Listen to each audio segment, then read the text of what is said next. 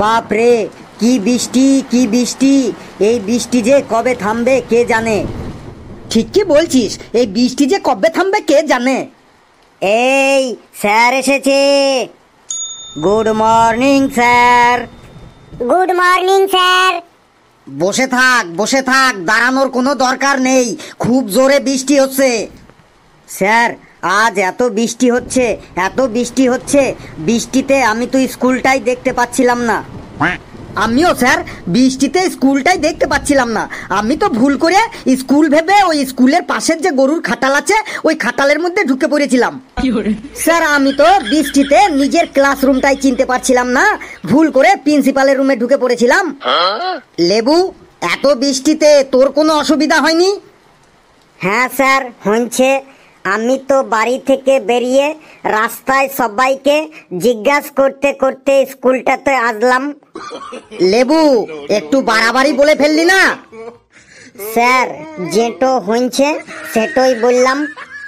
Sir আমি আমার অসুবিধার কথা বলবো? না থাক, আর কাউকে অসুবিধার কথা বলতে হবে না। এই বৃষ্টি দু একদিনের মধ্যেই কমে যাবে। এবার চুপচাপ বস তোরা, না হলে এমন পেদানি খাবি যে তোরা আর কেউ রাস্তা চিনে বাড়ি যেতে পারবি না। স্যার, একটা ভেরি ভেরি ইম্পর্ট্যান্ট কথা বলবো, আমার কথা শুনবেন? বল, তোর আবার কি কথা শুনি। স্যার, কয়েকদিনের জন্য স্কুলটা ছুটি দিয়ে দিন। আশেপাশে সব স্কুলে ছুটি পড়ে গেছে, বৃষ্টি কমলে আবার স্কুল ওপেন করবেন। ছুটি? আবার ছুটি কিসের? আমার কি ছুটির বাগান আছে যে তোরা যখন তখন ছুটি চাইবি আর আমি গাছ থেকে ছিঁড়ে ছিঁড়ে সবাইকে 5 কিলো 10 কিলো করে ছুটি দিয়ে দেব? স্যার, ছুটি যদি না দেন তাহলে আমাদের সবাইকে একটা করে রেনকোট দিন, যাতে আমরা রেনকোট পরে সবাই স্কুলে আসতে পারি। দাঁড়া ফেলু, আমি আমার বাগানে রেনকোটের গাছ লাগিয়েছি, গাছগুলিতে সবে রেনকোটের কুড়ি এসেছে। আগামী বছর পেয়ে যাবি সবাই একটা করে রেনকোট। স্যার যদি ছুটিও না দেন রেনকোটও না দেন তাহলে আমাদের অন্তত একটা করে তিরপল মানে তাঁবু দেওয়ার ব্যবস্থা করুন, যাতে আমরা এই বৃষ্টিতে ওই তাঁবুটো গায়ে জড়াইয়ে স্কুলে আসতে পারি। হ্যাঁ স্যার, লেবু ঠিকই বলেছে, আমাদের সবাইকে একটা করে তাঁবু দেওয়ার ব্যবস্থা করুন। হ্যাঁ স্যার তাঁবু দিন তাঁবু দিন। হ্যাঁ স্যার, তাঁবু দিন স্যার। ওই ওই ওই চুপ, সবাই চুপ, না হলে কিন্তু আমি এখনই পেদানি শুরু করে দেব। না স্যার, পেদানি না দিয়ে তাঁবু দেওয়ার ব্যবস্থা করুন, না হলে বৃষ্টিতে ভিজলে আমার মাথাটা খুব টনটন করে আর আমার ফুল বডিটা ঝনঝন করে। স্যার। বল রামু, তোর আবার কি চাই? স্যার, এই নিন নোটিশ, প্রিন্সিপাল স্যার পাঠালো। ছুটির নোটিশ মনে হয়। তুই ঠিক কি বলেছিস, ছুটিরই নোটিশ মনে হচ্ছে। আমি তো আগেই বলেছিলাম ঠিক ছুটি দিয়ে দেবে। ধীরে রাধে সুস্থে খায়, দেরি হলেও অন্তত ছুটির নোটিশটা তো এলো। সবাই শান্ত হ, আর আমার কথাগুলো সবাই কান খাড়া করে শোন। হ্যাঁ স্যার, নোটিশটো তাড়াতাড়ি পড়ে শোনান। নোটিশটো শোনার জন্য আমার কানটো প্রথম থেকেই খাড়া হয়ে আছে। স্যার, এই নোটিশটা শোনার জন্য আমার কান দুটি 1 সপ্তাহ ধরে খাড়া হয়ে আছে। তাড়াতাড়ি পড়ুন স্যার নোটিশটা। শোন, প্রিয় গুণধর ছাত্রছাত্রীরা, সবাইকে জানানো হচ্ছে যে নতুন বছরের ক্লাস শুরু হয়েছে 6 মাস হয়ে গেল, কিন্তু তোমরা এখনো তোমাদের স্কুল ফিস জমা করনি। তোমাদের কঠোরভাবে জানানো হচ্ছে যে আগামী 7 দিনের মধ্যে তোমরা তোমাদের স্কুল ফিস প্রিন্সিপাল অফিসে জমা করে দেবে। যে ছাত্র 7 দিনের মধ্যে ফিস জমা না করবে তার নাম কেটে তাকে ধাক্কা দিয়ে স্কুল থেকে তাড়িয়ে দেওয়া হবে। এটি তোমাদের সকলের আদরের প্রিয় প্রিন্সিপাল স্যার। এই এবার বল, তোদের মধ্যে কার কার এখনো স্কুল ফিস জমা দিতে বাকি আছে? দাঁড়া। আরে বাপ রে বাপ, পেশি ছাড়া কেউ তো স্কুল ফিস জমা করিসনি। তোরা এখনো স্কুল ফিস জমা করিসনি কেন? স্যার, একটা কথা আছে, কর্ম করে যাও, ফলের চিন্তা করো না। ঘেটু, তুই আমাকে বেশি আর জ্ঞানের কথা শেখাস না। কিরে কালু, তুই এখনো স্কুল ফিস জমা করিসনি কেন বল? স্যার আমি কিভাবে স্কুল ফিস জমা করব? কিভাবে মানে? তুই পেটিএম কর, ফোন পে কর, গুগল পে কর, চেক দে, অ্যাকাউন্টে ট্রান্সফার কর। স্যার কিভাবে দেব মানে ওটা না, আমি বলতে চাইছি আমাদের এখন কাজকর্ম ঠিকঠাক চলছে না। বাড়িতে অনেকগুলো ছোট ছোট ভাই বোন আছে, সবার খাবার দাবার আবার সবার জামা কাপড় কিনতে কিনতেই সব টাকা শেষ হয়ে যায়, তাহলে ফিস কিভাবে দেব স্যার? খাবার দাবার একটু কম করে খা, জামা কাপড় একটু কম করে পর, ফুল হাতা জামা বাদ দিয়ে হাফ হাতা জামা পর, ফুল প্যান্ট বাদ দিয়ে হাফ প্যান্ট পর, মাছ মাংস না খেয়ে সোয়াবিন খা, দেখ ঠিক ফিসের টাকা উঠে আসবে। 7 দিনের মধ্যে তুই ফিস জমা করবি, মনে থাকে জানো? কিরে লেবু, তুই ফিস জমা করিসনি কেন?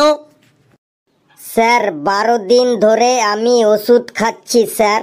মেলাতে চিলি চিকেন খেয়ে আমার 12 দিন ধরে পেটটোতে খুব ব্যথা করছিল, তাই ফিসের টাকাটো দিয়ে আমি ওষুধ কিনে খাচ্ছি, তাই ফিস দিতে পারিনি স্যার। কিন্তু স্যার ফিসটো আমি দিন দেব, পেটটো ঠিক হলেই ফিসটো আমি দিন দেবো স্যার, আপনার দিব্যি স্যার। স্কুলের ফিসের থেকেও তোর ওষুধটার বেশি গুরুত্ব হয়ে গেল? মানে ওষুধটারই গুরুত্ব বেশি আর স্কুল ফিসের কোনো গুরুত্ব নেই, তাই তো? এটা কি তুই তোর মামার বাড়ি পেয়েছিস? ওষুধ অনেক খেয়েছিস, আর খেতে হবে না, বেশি ওষুধ খেলে সাইড এফেক্ট হয়ে যাবে। এবার স্কুল ফিসটা তাড়াতাড়ি দে, না হলে পড়াশোনা না করলে তোর জীবনটা একদম বরবাদ হয়ে যাবে। কিন্তু 1 সপ্তাহের মধ্যেই তুই যেন স্কুল ফিস দিস। চুপচাপ বস। কিরে ঘেটু, তোর ফিস এখনো জমা করিসনি কেন? তোর কি প্রবলেম? তোর পুরো 3 বছরের ফিস বাকি, পুরো 1.5 লাখ টাকা। কবে দিবি তুই ফিস? 1 সপ্তাহের মধ্যে তুই যদি ফিস না দিস তাহলে প্রিন্সিপাল স্যারকে বলে তোর নামে আমি কেস করে দেব। বলেন কি স্যার? 1.5 লাখ টাকা? 1.5 লাখ টাকা কি করে হয় স্যার? স্যার 1.5 লাখ টাকা কি করে হয় আমাকে বোঝান স্যার। 1.5 লাখ টাকা কি করে হয় এটাও তুই জানিস না? এটাও তোকে বলতে হবে? হ্যাঁ স্যার, 1.5 লাখ টাকা বাড়ির কাছে। কি করে 1.5 লাখ টাকা আমার বাকি আছে স্যার? আমাকে একটু বুঝিয়ে দিন স্যার। 1.5 লাখ টাকা কি করে হয় শোন। স্কুলে এসে এত ফ্যাসিলিটি পাচ্ছিস, latrine, bathroom, light, fan, geyser, water filter, free wifi, cycle stand, তারপর এত এত সাবজেক্ট পড়ানো হচ্ছে, English, math, Bangla, history, geography, physics, chemistry, drawing, সঙ্গীত, ড্যান্স, তারপর বিভিন্ন খেলাধুলা, cricket, football, hockey, gymnastic, ludo, kabaddi, এইগুলো সব শেখানো হচ্ছে, তার জন্যই ফিস নেওয়া হচ্ছে, বুঝলি? এবার বাপ রে, এই জন্য এত ফিস? স্যার এক কাজ করুন, ওখান থেকে ল্যাট্রিনটা বাদ দিয়ে দিন, কারণ আমি বাড়ি থেকেই ল্যাট্রিন করে আসি। জলের খরচটাও বাদ দিন, আমি বাড়ি থেকে জলের বোতল নিয়ে আসি। সঙ্গীত, ড্যান্স আর ফ্রি ওয়াইফাইটাও বাদ দিন, কারণ আমি স্কুলে এসে কখনো কোনো দিন মোবাইলে রিল বানাইনি। আর খেলাধুলার কথা বলছেন, আমি তো স্কুলে এসে কোনো দিন খেলিনি। আমি বাড়িতে একটা খেলাই খেলি, সেটা হলো লুকোচুরি। এই সব বাদ দিয়ে এবার বলুন আমার ফিস কত হলো? বাপরে বাপ, ফিসের কথা শুনে তুই পাগল হয়ে গেলি না তো? তুই বস, তোকে পরে দেখছি আমি ঘেটু। কি রে ফেলু, তোর ফিস কেন বাকি পড়ে আছে? তোর বাবাকে বলিসনি 1 বছর ধরে তোর ফিস বাকি পড়ে আছে? স্যার আমি বাবাকে ফিসের কথা বলেছি, আমি বলেছি ফিস দাও, না হলে রোজ স্যার আমাকে ফিস জমা করার জন্য চিল্লাচিল্লি করে। শুনে তোর বাবা কি বলে? স্যার বাবা বললে স্যাররা চিল্লাই তো ওনাদের চিল্লাতে দে, প্রথমে কিছুদিন চিল্লাবে, তারপরে চুপচাপ হয়ে যাবে, তারপর সব ভুলে যাবে। তুই কালকে তোর বাবাকে স্কুলে নিয়ে আসবি, চুপচাপ বস। স্যার একটা কথা বলবো। কি বলবি বল। স্যার ফিসটা একটু কম করা যাবে না? কেন ফিস কম করব কেন? স্যার আপনি তো অনেকদিন আগে একবার আমাদের বলেছিলেন যে ক্লাসে ভালো রচনা বলতে পারবে তার ফিসটা একটু কনসেশন করে দেওয়া হবে। হ্যাঁ স্যার, আপনি বলেছিলেন এটা। হ্যাঁ স্যার, এই কথাটাই আপনি বলেছিলেন বটে। হ্যাঁ আমি বলেছিলাম, কিন্তু তুই যা রচনা বলিস ওগুলো আবার রচনা হলো? উল্টো পাল্টা যা তোর মুখে আসে তাই তুই বলে দিস।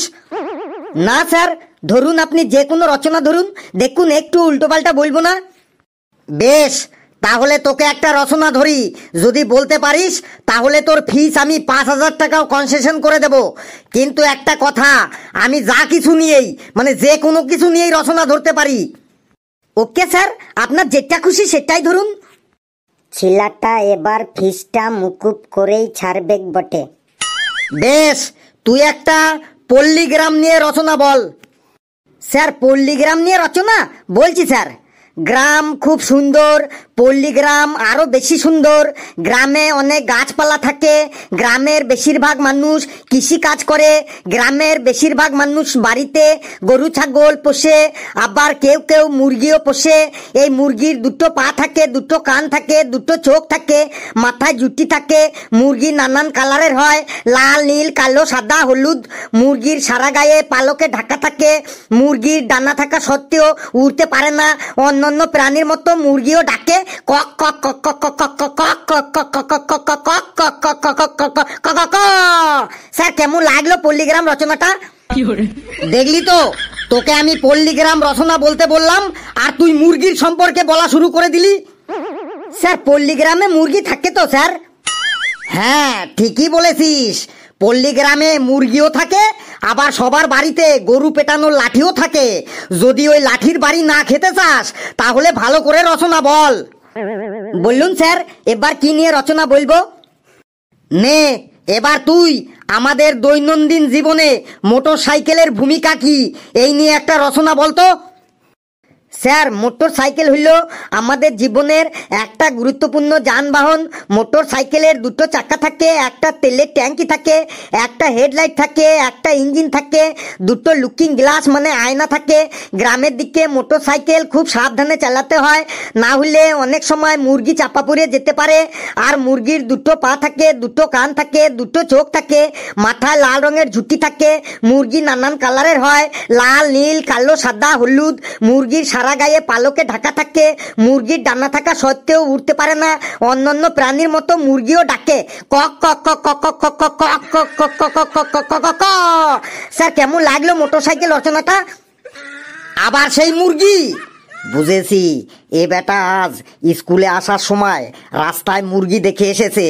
এ বেটা আজকে মুরগি দিয়েই সব কিছু চালাবে। তুই বেটা বুনোল হলে আমিও বাঘা তেঁতুল। এবার তোকে এমন রচনা ধরবো, দেখি তুই এর মধ্যে মুরগি কি করে আনিস। নে ফেলু, এবার তুই আমাদের বিদ্যালয় নিয়ে একটা রচনা বল। দেখি বেটা তুই এবার এর মধ্যে মানে আমাদের বিদ্যালয়ের মধ্যে তুই মুরগি কি করে আনিস। স্যার এত সজ্জা? বলছি স্যার, আমাদের বিদ্যালয় হইল এই এলাকার মধ্যে সব থেকে ভালো বিদ্যালয়। আমাদের বিদ্যালয়ের সব স্যাররা খুব রাগী, তার মধ্যে ইংরেজি স্যার সব থেকে বেশি রাগী। কারো পড়া না হলেই হলো উনি তাকে সাথে সাথে ক্লাসের মধ্যেই মুরগি বানিয়ে রাখেন। আর এই মুরগির দুটো পা থাকে, দুটো চোখ থাকে, দুটো কান থাকে, মাথায় লাল রঙের ঝুঁটি থাকে। মুরগি নানান কালারের হয়, লাল, নীল, কালো, সাদা, হলুদ। মুরগির সারা গায়ে পালকে ঢাকা থাকে। মুরগির ডানা থাকা সত্ত্বেও উড়তে পারে না। অন্যান্য প্রাণীর মতো মুরগিও ডাকে কক কক কক কক কক কক কক কক কক কক কক কক কক কক কক কক কক। স্যার কেমন লাগলো আমাদের বিদ্যালয় রচনাটা? এখানেও সেই মুরগি? কি সাংঘাতিক ব্যাপার রে। নে এবার লাস্ট, ফেলু তুই এবার অলিম্পিক গেমস নিয়ে রচনা বলতো। দেখি তুই অলিম্পিক গেমসের মধ্যে কি করে মুরগি ঢোকাস। স্যার অলিম্পিক গেমস নিয়ে বলছি স্যার। স্যার অলিম্পিক গেম হলো পৃথিবীর মধ্যে সব থেকে বড় গেম। এই গেমসে পৃথিবীর 206টি দেশ অংশগ্রহণ করে। এই গেমসে অনেক রকম খেলার ইভেন্ট থাকে, তার মধ্যে একটা ইভেন্ট হলো ব্যাডমিন্টন। এই ব্যাডমিন্টনের যে ককগুলো হয় সেই ককগুলো মুরগির পালক দিয়ে করা হয়। আর এই মুরগির দুটো পা থাকে, দুটো কান থাকে, দুটো চোখ থাকে, মাথায় লাল রঙের ঝুঁটি থাকে। মুরগি নানান কালারের হয়, লাল, নীল, কালো, সাদা, হলুদ। মুরগির সারা গায়ে পালকে ঢাকা থাকে। মুরগির ডানা থাকা সত্ত্বেও উড়তে পারে না। অন্যান্য প্রাণীর মতো মুরগি ডাকে কক কক কক কক কক কক কক কক কক কক কক কক কক কক কক কক কক কক কক। স্যার কেমন লাগলো অলিম্পিক গেমসটা রচনাটা? তুই থাম এবার, যা তোর পুরো ফিসটাই আমি মুকুব করে দিলাম। এই তোরা বস, আমি আসি। কি সাংঘাতিক, কি সাংঘাতিক। বন্ধুরা ভিডিওটি কেমন লাগলো আপনারা কমেন্টসে জানাবেন, আর ভিডিওটি লাইক করবেন, যত পারেন শেয়ার করবেন, আর চ্যানেলটিকে সাবস্ক্রাইব করিয়ে আমাদের সাথেই থাকবেন। হাসতে থাকুন, সুস্থ থাকুন, যত বেশি হাসবেন তত বেশি সুস্থ থাকবেন। আর মুরগিতে কি করে ডাকে জানেন তো? কক কক কক কক কক কক কক কক কক কক।